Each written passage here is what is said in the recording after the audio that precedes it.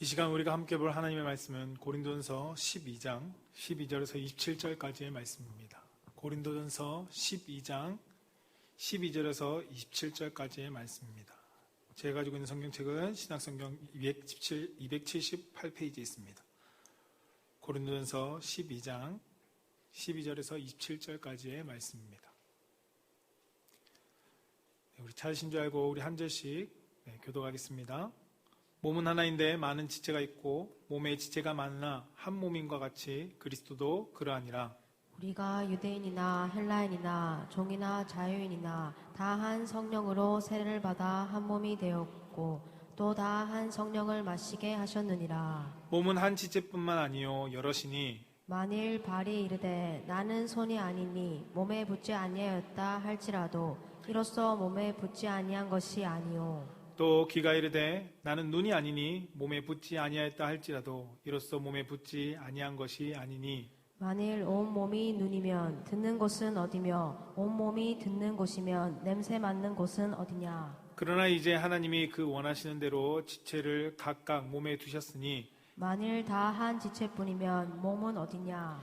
이제 지체는 많으나 몸은 하나니라. 눈이 손들어 내가 너를 쓸 데가 없다 하거나 또한 머리가 발들어 내가 너를 쓸 데가 없다 하지 못하리라. 그뿐 아니라 더 약하게 보이는 몸의 지체가 도리어 욕이 나고 우리가 몸에 덜 귀히 여기는 그것들을 더욱 귀한 것들로 입혀주며 우리의 아름답지 못한 지체는 더욱 아름다운 것을 얻느니라. 그런즉 우리의 아름다운 지체는 그럴 필요가 없느니라.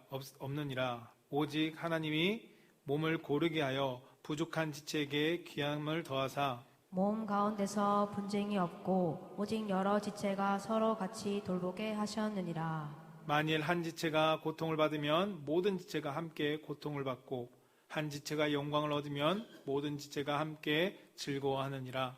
너희는 그리스도의 몸이요 지체의 각 부분이라. 아멘. 저를 따라서 한번 고백해 봅시다. 하나님 사랑합니다. 하나님 감사합니다. 이 고백이 우리 사랑하는 성도님들의 믿음의 고백이 되시기를 주님의 이름으로 축복합니다. 오늘은 풍성한 교회 31주년을 맞이하는 날입니다. 31년 동안 인도하신 하나님께 우리가 항상 감사하고 또한 이 풍성한 교회가 함께 동역해 나간 우리 성도님들 가운데도 또한 이 시간을 통해서 감사함을 고백드립니다. 이 교회는 주인이 누구일까요? 우리 31년 동안 동일하게 사역을 하고 섬기고 왔지만 주인이 누군지 우리는 바로 알고 가야 합니다. 이 교회는 바로 주인은 바로 예수 그리스도이십니다. 예수님이 주인된 교회, 우리가 신학적으로는 우주적인 교회라고 이야기하죠. 이 우주적인 교회는 주님이 오시는 그날까지 영원할 것입니다. 결코 사라지지 않습니다. 그러나 각 지체로서 우리 공동체로서의 교회들은 많은 교회들이 생기기도 하지만 많은 교회가 없어지기도 합니다. 그러나 저는 풍성한 교회가 정말 예수 그리스도의 몸된 교회로서 오늘 제목처럼 몸된 교회로서 하나님을 기쁘시게 하는 교회로 주님 오시는 그날까지 함께 동역하는 교회가 되기를 축복합니다. 오늘 본문의 고린도전서의 말씀에는 고린도 사회 가운데 있었던 다양한 문화와 다양한 민족들, 그들이 가지고 있던 다양한 특성들이 교회 안에도 동일하게 형성됨으로 생겨난 문제를 다루고 있습니다. 당시 교회에 실질적인 문제를 다루면서도 오늘날 현대 교회 가운데 성도들에게 유효한 교훈을 주는 것이 바로 고린도서의 말씀입니다. 특히 오늘 본문이 포함된 고린도전서 12장부터 14장까지의 말씀은 성령의 은사에 대해서 주로 다루고 있습니다. 그런데 그것만 다루고 있는 것이 아니라 그 중심에 교회에 대해서 다루고 있습니다. 교회가 하나됨에 대해서 가르치는 본문 말씀이 바로 오늘 본문 말씀의 내용입니다. 오늘 본문 앞에는 성령님께서 주시는 은사의 다양성에 대해서 12장에 기록하고 있습니다. 그리고 오늘 본문 말씀의 뒤에 있는 13장, 14장은 그 중에 우선되어지는 은사에 대해서 성경은 다루고 있습니다. 은사에 관한 앞뒤의 말씀 사이에 있는 것이 오늘 본문 내용인데 그것이 무엇이냐면 그리스도의 몸으로서의 교회를 다루고 있습니다. 교회 안에 나타나는 다양한 은사들이 있습니다. 교회는 성령님이 함께 하시기 때문에 은사가 나타납니다. 그 은사들을 가지고 은사를 나타내는 목적이 무엇일까? 그것은 무엇이면 오늘 말씀에 중심이 있는 것처럼 교회를 위한 기능이라는 겁니다. 성령의 은사는 하나님의 몸된 교회를 위한 기능입니다. 그것을 우리가 발견하면서 다양한 기능인 성령의 은사를 통해 우리가 세워가야 할 교회가 어떠한 교회인지를 우리가 말씀 속에서 함께 발견하기를 원합니다. 그 첫 번째가 그리스도의 몸인 교회는, 따라해 보겠습니다. 교회는 한 몸입니다. 네, 교회는 한 몸이라는 것입니다. 오늘 고린도전서 12장 12절에서 13절 말씀에 이렇게 기록합니다. 몸은 하나인데 라고 강조하고 있습니다.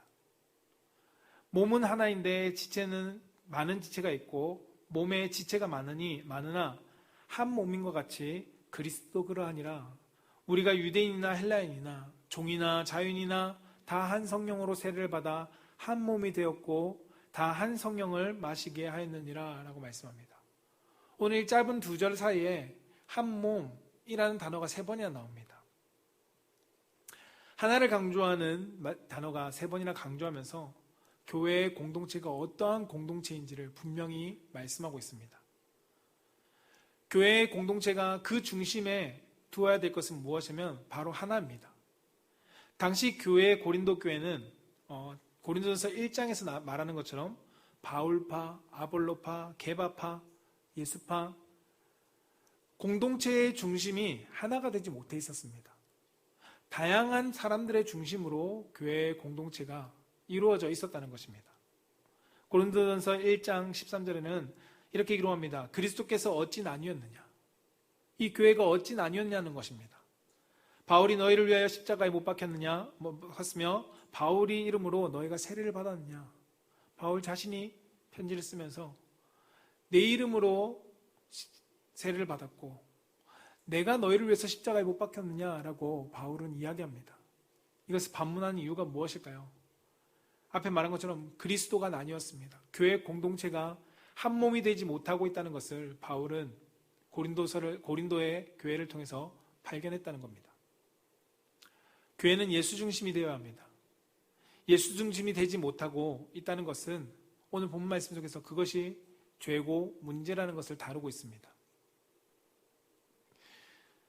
고린도전서는 바울이 시작에 예수 그리스도의 몸이 어찌 나뉘었느냐라고 말하면서 바울파와 아볼로파와 게바파, 예수파 나뉠 것이 아니다라고 고린도전서의 시작을 그렇게 알렸습니다. 그리고 12장에 와서는 교회의 몸이 누구의 몸인지를 확실하게 확정해서 가르쳐줍니다. 12장 12절에 쉬운 성경에는 이렇게 기록합니다. 몸은 하나지만 여러 지체로 이루어졌습니다. 또 여러 지체로 이루어졌지만 한 몸을 이룹니다. 그리스도의 몸도 이와 마찬가지입니다. 라고 말씀합니다. 우리의 육체인 몸을 빗대어서 그리스도의 몸인 교회도 이렇습니다. 라고 분명히 가르치고 있는 것입니다. 바로 교회는 그리스도의 몸이라는 것입니다. 바울의 몸이 아니라 게바의 몸이 아니라 아볼로의 몸이 아니라 그리스도의 몸이라는 겁니다. 앞서 설명한 것처럼 한 성령님을 통해서 한 몸이 되었다라고 성경은 분명히 우리 가운데 가르쳐 줍니다. 분명히 교회 안에는 다양한 인종들이 있습니다. 다양한 문화에서 형성된 사람들이 있고요.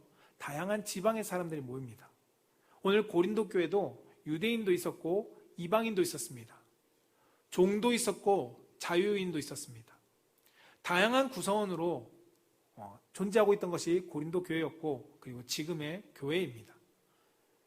그러나 교회는 빈부귀천을 막론하고 예수님과 하나된 몸임을 성경 우리 가운데 강조하고 있습니다. 그냥 알려주는 것이 아니라 이것을 강조합니다. 성경은 교회의 존재가 하나 되어야 함을 강조하고 있다는 것입니다. 그런데 안타까운 것은 교회 역사 속에 고린도전서에서뿐만 아니라 교회 역사 속에서도 오늘 본문 말씀과 같이 하나 되지 못할 때가 종종 있었습니다.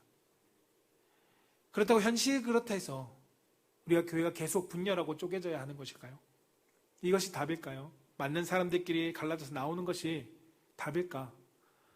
성경은 현실이 점점점 다른 모습들을 가지고 있는 사람들이라 할지라도 교회는 더욱 한 몸을 이루라고 우리 가운데 가르쳐 줍니다.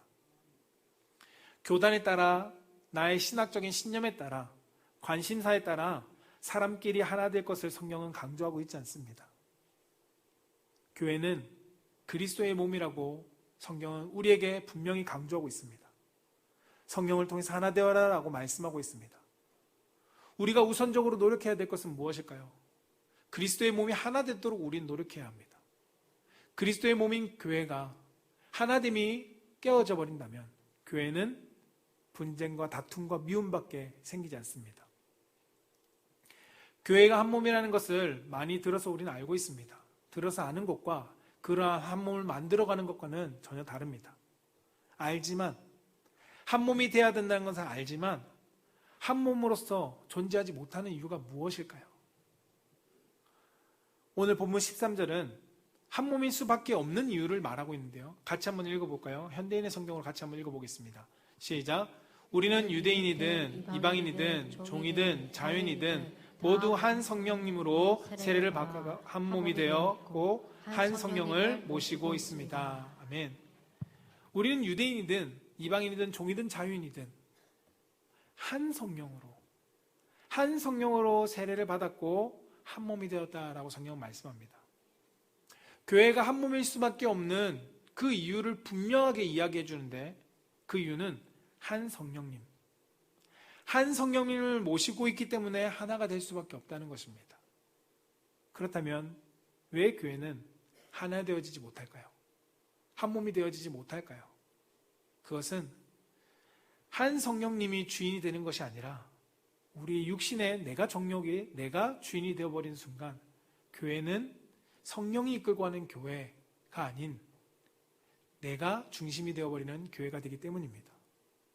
바울이 중심이 되는 교회, 아볼로가 중심이 되는 교회, 게바가 중심이 되는 교회가 결코 건강한 교회가 될 수 없음을 성경은 우리 가운데 알려주고 있습니다. 로마서 7장 18절 19절은 이렇게 기록합니다. 내 속에 곧 내 육신에 선한 것이 거하지 아니한 줄을 아노니 원함은 내게 있으나 성을 행하는 것은 없노라. 내가 원하는 바 선을 행하지 아니하고 도리어 원하지 아니하는 바 악을 행하는도다 라고 말씀합니다. 원함은 하나 되기를 원하는데 내 안에 내가 주인 되어지니까 선이 나와지지 않습니다. 하나님의 선한 역사가 나타나지 않는다는 것입니다. 원하는 바 선은 행하지 아니하고 오히려 도리어 원하지 않는 그 악을 내 육신의 정욕을 육신의 생각대로 내가 나타내게 된다라고 성경은 가르칩니다.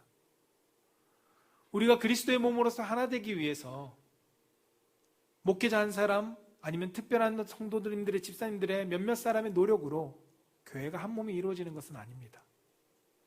결코 특별한 사람의 몇몇 사람으로 인해서 교회는 한 몸이 될 수 없습니다. 여러분이 속해 있는 이 풍성한 교회가 그리스도의 한 몸이 되기 위해서는 여러분 각자가 성령이 주인 되는 삶을 살아야 한다는 것입니다. 성령님이 주인 되지 않고는 우리는 한 공동체를 이룰 수 없습니다. 교회의 상처를 많이 받아서 어떻게 교회가 이럴 수 있습니까? 라고 말하는 성도가 있습니다.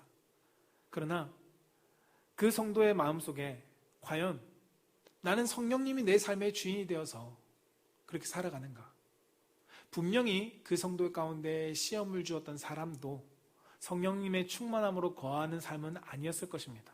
그런데 반대로 나는 성령님이 주인 되어서서 이 교회에서 하나님의 몸된 교회를 이루어가고 있는가라는 점검이 우리는 필요하다는 것입니다. 많은 사람이 상처를 받을 수 있습니다. 그러나 그 상처 앞에 나는 어떻게 반응하는가? 성령님이 나를 이끌고 가시는 대로 반응하는가? 아니면 내 정욕과 내 마음이 반응하는 대로 내가 말하고 행동하고 분쟁하는가? 우리는 그것을 되돌아볼 수 있어야 합니다. 성도가 다른 교회로 옮길 수 있겠죠. 이곳에 상처받아서 다른 교회로 옮길 수 있습니다. 그러나 이 성령님이 내 삶 가운데 주인이 되지 않는 그 성도가 어느 교회를 가든 그 교회에서 그리스도의 몸으로서 한 몸이 될 수 없다는 것입니다. 왜냐하면 사람이 내가 주인이 되는 삶은 그 어느 교회를 가든 그곳에서 한 몸을 이룰 수 없습니다. 사랑하는 성도 여러분, 나의 존재가 그리스도께 속한 존재이라는 것을 우리는 기억해야 합니다. 내 안에 성령님이 함께 계시다는 것을 우리는 기억해야 합니다. 그리고 더 나아가서 성령님이 나의 주인이 되시도록 우리는 살아가야 합니다. 오늘 본문 말씀 8절에서 11절 말씀에 보면 계속 반복되는 말씀이 있습니다. 성령으로 말미암아. 8절부터 11절까지 성령의 은사들이 나타나는데 성령으로 말미암아 방언을 하고 성령으로 말미암아 예언도 하고 통변도 하고, 여러분 성령으로 나타내는 은사를 통해 교회는 하나 되어집니다. 내 노력으로 열심으로 만드는 교회는 하나 될 수 없습니다. 그리스도의 몸이 될 수 없다는 겁니다. 우리 각자가 성령으로 살아가는 존재가 될 때 나의 안에 계신 성령님, 그리고 저 사람 안에 있는 성령님, 동일한 성령님께서 한 몸을 이루어 가실 수 있는 것입니다. 우리의 존재 자체가 육에 속하면 결코 우리는 한 몸을 이룰 수 없습니다. 오직 내 안에 성령님에 의해서 나라는 존재가 아닌 그리스도가 내 삶 속에 우리 공동체 가운데 나타내는 삶을 살아내는 성도가 되기를 축복합니다. 그래서 하나님의 몸된 교회가 하나 되어지는 그 중심에 성령님과 동행하는 우리 귀한 믿음의 성도님 되시기를 주님의 이름으로 소망합니다. 두 번째 그리스도의 몸인 교회는 따라해 보겠습니다. 한 몸이지만 여러 지체입니다. 한 몸이지만 여러 지체라는 것을 우리는 잊어버리면 안 됩니다. 오늘 본 말씀의 14절에는 이렇게 기록합니다. 몸은 한 지체뿐이지만 한 지체뿐만 아니요 여럿이니라고 말씀합니다. 그리고 18절에 가서는 그러나 이제 하나님이 원하시는 대로 지체를 각각 몸에 두셨으니, 하나님이 원하시는 대로, 만일 다 한 지체뿐이면 몸이 어디 있느냐, 이제 지체는 많으나 몸은 하나다라고 성경은 분명히 우리 가운데 가르쳐 주십니다. 한 몸이 되기 위해서는 여러 지체가 존재해야 합니다. 한 몸이라고 해서 하나의 지체만 달려있는 것이 아닙니다. 오늘 본문에서는 다양한 지체가 있다라고, 그리고 그 다양한 지체가 모두 필요하다라고 성경 우리 가운데 가르쳐 줍니다. 하나님이 원하시는 대로 지체를 몸에 두셨습니다. 나는 저 사람이 원치 않고 내 몸에 팔이 없었으면 좋겠지만 하나님은 내 몸에 팔이 가장 필요하기 때문에 팔이라는 지체를 둔 것처럼, 하나님은 각각의 요소에 하나님이 원하시는 대로, 하나님이 원하시는 대로 하는 것이 너무나 중요합니다. 하나님이 원하시는 대로 지체를 각각의 몸에 두셨다는 겁니다. 우리가 눈이 좋다고 해서 눈만 계속 둔다면 그것이 몸이 될 수 있을까요? 한 지체를 모아놓았다고 해서 그것을 몸이라고 부르지 않습니다. 육체의 몸도 그렇듯이 그리스도의 몸도 동일합니다. 내가 팔이 효율성이 좋다고 해서 팔만 몸에 다 붙여놓고 다른 것을 두지 않는다면 그것은 몸이라고 말할 수 없는 것처럼, 교회도 앞선 사람이 좋다고 해서 모든 사람이 앞선 사람만 된다? 그러면 하나님의 그리스도의 몸이 될 수 없다는 겁니다. 오히려 다양한 지체를 통해서 조화를 이루는 것, 그것이 아름다운 몸을 구성하는 요소입니다. 각 지체의 몸을 위에 독보적인 기능이 분명히 존재합니다. 눈은 눈만이 할 수 있는 기능이 있고요. 손은 손만이 할 수 있는 기능이 있습니다. 고린도전서 12장 17절은 그 독보적인 기능을 이야기해주고 있습니다. 만일 온몸이 눈이면 듣는 곳이 어디며 온몸이 듣는 곳이면 냄새 맡는 곳이 어디냐라고 말씀합니다. 코가 있기 때문에 냄새 맡고 눈이 있기 때문에 보는 것입니다. 그러나 이 말씀은 다른 한편으로는 독보적인 몸의 지체뿐만 아니라 상호 보완적인 관계를 이루는 것 또한 지체의 중요한 요소라는 것을 말씀해주고 있습니다. 눈이 좋다고 해서 눈만 있으면 우리가 입은 어디 있겠습니까? 냄새는 어떻게 맡겠습니까? 성경은 눈의 역할, 입의 역할, 각각의 역할에 지체의 역할이 있는 것처럼, 독보적인 역할이 있는 것처럼, 그러나 그들이 독보적이기 때문에 하지 못하는 그 요소를 상호 보완하는 것이 지체라고 우리 가운데 알려주고 있다는 것입니다. 우리의 몸을 생각할 때 여러분들의 몸이 레고처럼 조립품의 장난감으로 생각하시는 분은 없을 겁니다. 팔이 필요 없어서 뗐다가 붙였다가 하시는 분 혹시 계신가요? 아무도 없을 겁니다. 신학적인 의미로서 개인을 하나님의 성전으로 봅니다. 그러나 교회의 기능적인 요소로서, 존재로서 사람 한 사람을 떼놓고 우리는 교회라고 말할 수 없습니다. 그렇기 때문에 옆에 있는 그 지체가 너무나도 소중합니다.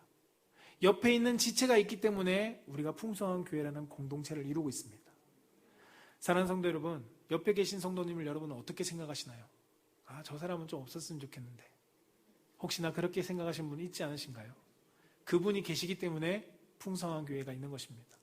지금 우리 교회에 중요한 지체인 성도님이 계시기 때문에 우리 풍성한 교회가 세상 속에서 그리스도의 몸을 나타낼 수 있는 것입니다. 세상의 사람들은 공동체를 성공을 위한 조건으로 봅니다. 그래서 그 공동체에서 열심을 냅니다. 그 성공을 위해서 살아가다 보니 잘하려고 열심을 내고요. 위에 올라서려고 열심을 냅니다. 때로는 그 공동체 안에서도 내가 이겨서 다른 사람들을 깎아내리더라도 내가 위에 있고 싶어하는 사람들도 존재합니다. 그러나 교회의 공동체는 성공을 위해서 가는 것이 아니라 승리를 위해서 나아갑니다. 그렇게 해서 경쟁하지 않습니다. 나의 지체와 경쟁하는 것이 아니라 협력해서 어떻게든 이겨나가려고 하는 것이 교회의 공동체입니다. 교회는 상호 보완합니다. 서로 도와서 내가 할 수 없는 것을 도와줌으로써 승리하게 만듭니다. 그것이 교회의 공동체라는 것입니다. 다른 사람들보다 여러분 잘하는 것이 중요하지만 잘하려고 노력하지 마십시오. 다른 소그룹보다 우리 소그룹이 1등 하려고 여러분 경쟁하지 마십시오. 고린도 교회 가운데 성도들이 세상의 이러한 모습들을 교회 안에 들고 옴으로써 교회의 문제를 키워나갔습니다. 세상처럼 성도들을 깎아내리고 돌보아주기보다 내가 이기려고 하고 경쟁하려고 하고 내가 거기서 성공하려고 하다 보니 교회 안에 너무나도 많은 문제들이 발생했습니다. 교회는 세상처럼 성공하려고 살아가는 모임이 아닙니다. 깎아내리는 모임이 아니라, 공동체가 아니라 돌보아주고 위로해주고 보듬어주며 서로 돕는 공동체가 하나님의 몸된 교회입니다. 그리스도의 몸인 이 지체가 서로 각각의 역할이 있습니다. 여러분, 입이 먹는 일을 합니다. 그러나 혼자 먹기 어렵습니다. 그래서 손은 입이 먹을 수 있도록 도와줍니다. 서로 돕는 것입니다. 지체가 서로 도움으로써 하나님의 뜻을 위해서 이루어 나가는 것이 그리스도의 몸인 교회라는 것을 우리는 기억해야 합니다. 에베소서 4장 15절에서 16절은 이렇게 말씀하고 있습니다. 함께 읽어볼까요? 시작! 오직 사랑 안에서 참된 것을 하여 범사에 그에게까지 자랄지라. 그는 머리니 곧 그리스도라. 그에게서 16절 그에게서 온몸이 각 마디를 통하여 도움을 받음으로 연결되고 결합되어 각 지체의 분량대로 역사하여 그 몸을 자라게 하며 사랑 안에서 스스로 세우느니라. 아멘. 사랑 안에서 지체를 세워간다라고 성경은 말씀하고 있습니다. 이것이 교회입니다. 오늘 본문에서도 오늘 교회에 대해서 이야기하고 13장에 본문 바로 뒤에 나오는 13장에서 강조하는 장이 무엇이죠? 사랑입니다. 13장의 1절에 이렇게 기록합니다. 내가 사람의 방언과 천사의 말을 할지라도 사람이 없으면 소리나는 구리와 울리는 꽹과리가 되고 라고 성경은 말씀합니다. 여러분, 사랑이 없으면 시끄러울 뿐입니다. 사랑이 없이 행하는 것은 여러분 연합이 될 수 없습니다. 사랑 없이 행하는 공동체는 상처만 남겨줄 뿐입니다. 사랑하는 성도 여러분, 그리스도의 몸으로서 하나님께서 우리의 풍성한 교회, 하나님 각자의 필요한 지체로서 여러분들을 부르시고 하나님께서 세우셨습니다. 지체가 시험이 들거나 아프면, 낙심하면 몸은 모두가 제 기능을 할 수 없습니다.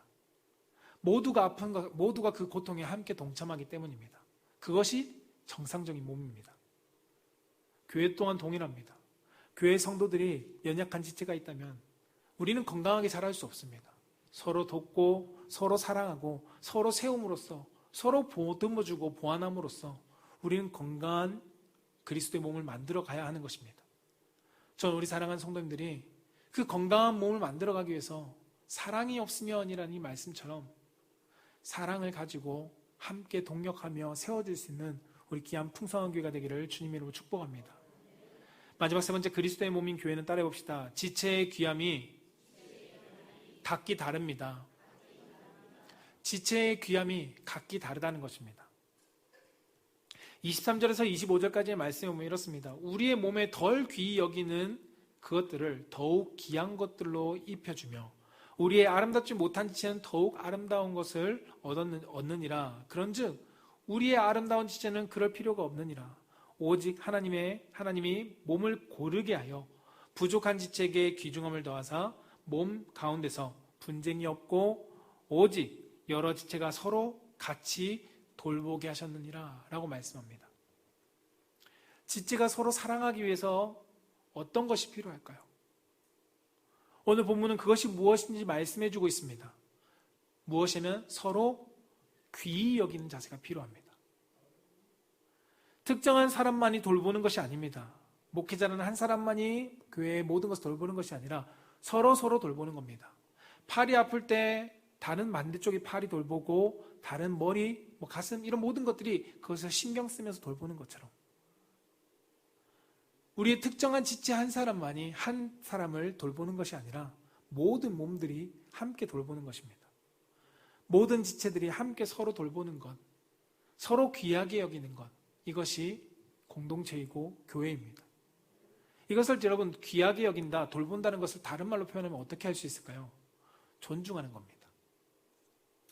하나님의 몸인 교회의 지체들을 서로 귀하게 여기며 존중해 주어야 합니다. 존중이라는 단어는 그 사람을 귀하게 여기는 것을 의미합니다. 여러분 요즘 초등학교에 어떠한 붐이 있냐면 선후배 사이에 존댓말을 사용합니다. 이것이 당연한 문화가 되어버렸습니다. 예전에는 형, 누나하고 그 뒤에는 전부 다 반말이었지만 요즘 문화는 선배님 하면서 존대를 사용하는 문화로 바뀌어가고 있다고 합니다. 다양한 이유가 있습니다. 근데 그 중에 하나는 인권 교육 강화로 존중받아야 된다는 이유에 서로 존대하게 하는 것도 있고 교육 철학적으로 아이들이 존대하는 것이 좋다라는 말로 사용하기도 합니다. 중요한 것은 존중하기 위해서 존댓말을 쓰는 것처럼 제가 사역했던 교회에서도 이전 사역지에서도 교회 선생님들이 학생에게 존댓말을 사용하도록 가르쳤습니다. 쉽지 않습니다. 그러나 필요합니다. 요즘 집에서도 보시면 부모님들이 자녀에게 존댓말을 사용합니다. 옛날에는 최수종과 같은 특별한 사람만 했지만 요즘은 웬만한 부모님들이 존댓말을 사용하려고 노력합니다. 저도 집에서 자녀들에게 존댓말 쓰려고 노력합니다. 그것을 이유가 무엇일까요? 존중해주기 위한 하나의 방편입니다. 존댓말이 존중의 표현의 일부분이기 때문입니다. 이것처럼 믿음의 지체들 간에도 서로 존중하고 귀하게 여기는 것이 필요합니다. 오늘 말씀은 귀하게 여기라고 성경은 가르칩니다. 성경이 여러 곳에서 존중하고 귀하게 여길 것을 우리 가운데 알려주고 있습니다. 골로새서 3장 21절에는 아비들아 너희 자녀를 노엽게 하지 말지니 낙심할까 함이라 라고 말씀합니다. 노엽게 하지 말라는 것은 자녀를 존중해 주라는 겁니다. 잘못된 것을 경책하지 말라는 것이 아닙니다.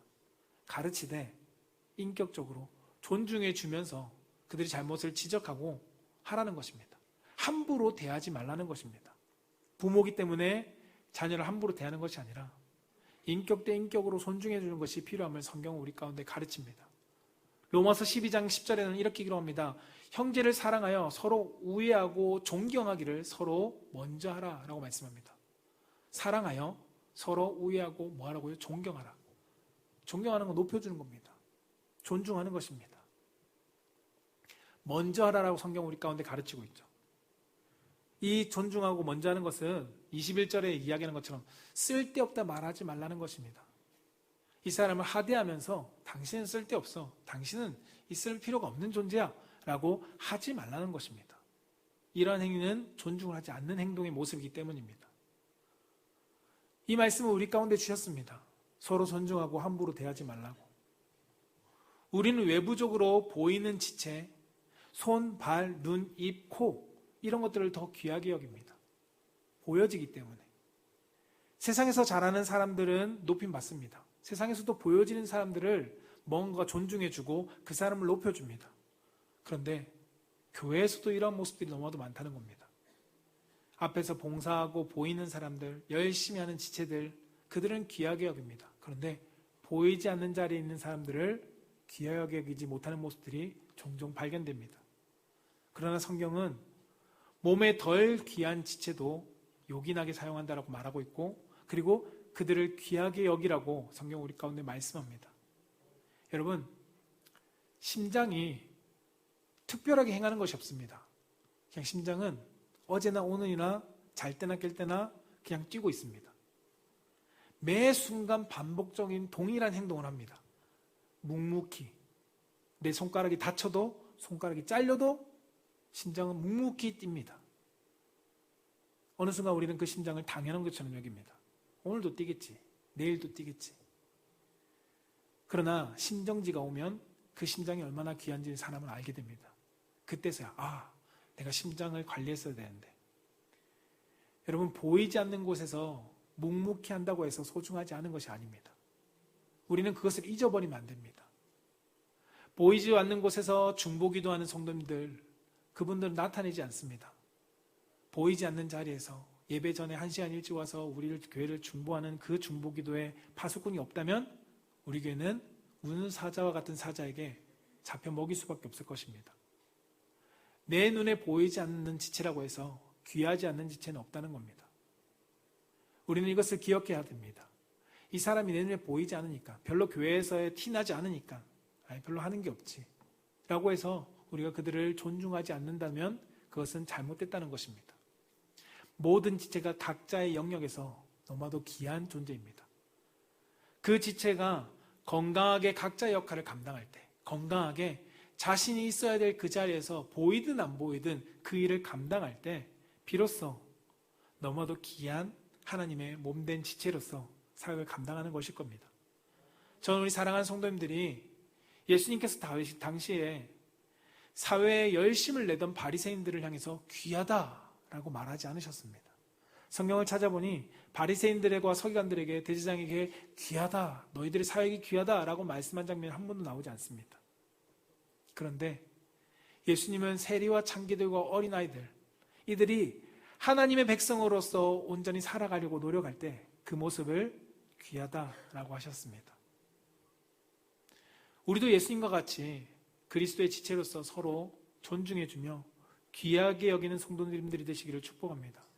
그래서 우리 풍성교회는 내가 무엇인가, 별로 하는 것 없지만 존중받는다, 내가 존대받는다, 귀하게 여김을 받는다 라는 마음을 느낄 수 있는 그러한 교회를 만들어가는 풍성한 교회가 되기를 축복합니다. 말씀을 정리하고자 합니다. 우리는 그리스도의 몸입니다. 머리 대신 예수님께서 지체인 우리를 그리스도의 몸이 되게 하셨습니다. 그 몸이 되게 하시면서 우리 각자의 요소의 지체로서 감당할 역할들을 주셨습니다. 이제는 그리스도의 몸인 우리 하나 된 우리는 각 지체로서 그리스도의 사랑 안에서 서로 하나 되기 위해서 부단히 노력해야 합니다. 우리는 그것을 기억해야 합니다. 그리고 그 사랑으로 서로 존중해주고 서로를 귀하게 여김으로써 하나님의 뜻과 하나님의 사역을 위해서 건강한 공동체로, 건강한 몸인 교회로 나아갈 수 있는 우리 귀한 믿음의 풍성한 교회 성도님 되시기를 주님의 이름으로 축복합니다. 말씀을 기억하면서 함께 찬양하기를 원하는데요, 기대라는 이 찬양 가사를 보면서 주 안에 우리 하나 모습은 달라도 예수님 한 분만 바란다는 오늘 말씀의 내용이 떠올라서 함께 고백했으면 좋겠다라고 생각해서 함께 골랐습니다. 우리 이 찬양을 가지고 고백하면서 하나님, 우리 공동체가 그리스도의 몸인 교회, 이 교회의 사명을 잘 감당할 수 있게 하여 주시옵소서라고 우리 기도하는 마음으로 함께 찬양하며 고백합시다.